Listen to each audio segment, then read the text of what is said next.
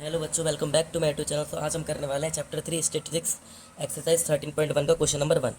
तो क्वेश्चन में बोला है, क्वेश्चन रीड करते हैं। फर्स्ट ऑफ ऑल क्वेश्चन में बोला है, a survey was conducted by a group of students as a part of their environment awareness programme.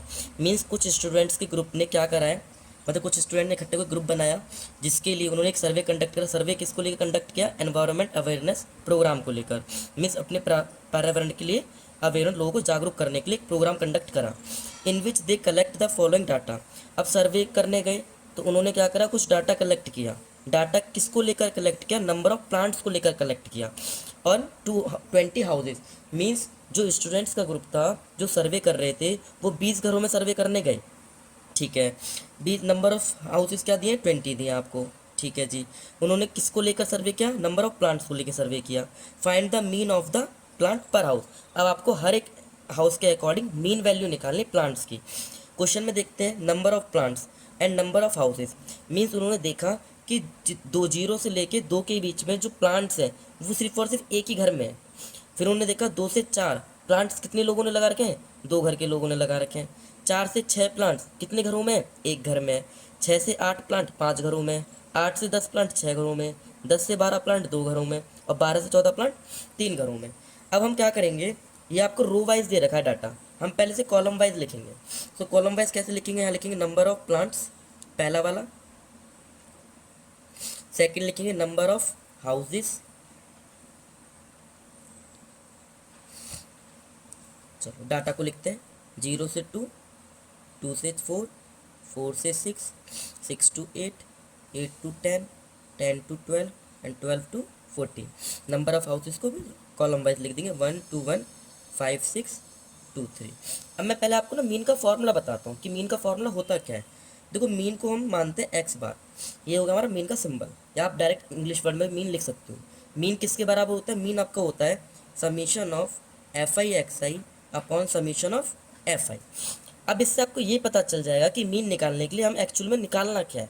आपको निकालना है समीशन, मतलब सम। किसका सम? एफ आई एक्स आई का सम। अभी मैं आपको बताऊंगा एफ आई एक्स आई क्या है, कहाँ से निकलेगा। आप अभी सुनो, समीशन क्या क्या मतलब? सम। सम किसका सम? एफ आई का सम। अब सुनो एफ आई क्या होता है। जो आपको नंबर ऑफ हाउसेज दे रखे हैं वही आपके क्या है? एफ आई है। याद रहेगा।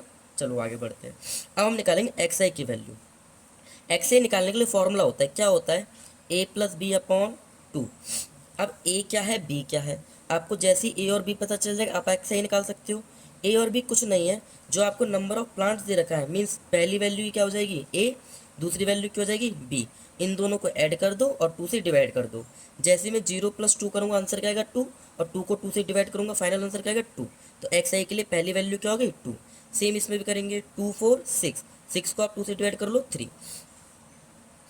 4 और 6 10, 10 को एक मिनट यहाँ 1 आएगा, सॉरी, क्योंकि 2 को 2 से डिवाइड करोगे 1 आएगा, सॉरी। आगे बढ़ते हैं। 4 और 6 10, 10 को 2 से डिवाइड करोगे 5। 6 और 8 14, 14 को 2 से डिवाइड करोगे क्या आएगा? 7। 10 और 8 18, 18 को 2 से डिवाइड करोगे क्या आएगा? 9। ऐसे यहाँ क्या आ जाएगा? 11। और यहाँ क्या आ जाएगा? 13। ये तो आपका एक्स आई आ गया। आपको क्या निकालना है? एफ आई एक्स आई। अब देखो, ये जो एफ आई है और ये एक्स आई आपस में मल्टीप्लाई तो हो रहे हैं, तो बस एक्स आई आपके पास है, एफ आई आपके पास है, मल्टीप्लाई कर दो। 1 1 जा 1, 3 2 जा 6, 5 1 जा 5, 7 5 जा 35, 9 6 जा 54। इसको इससे मल्टीप्लाई कर लो, 22, 13 3 जा 39।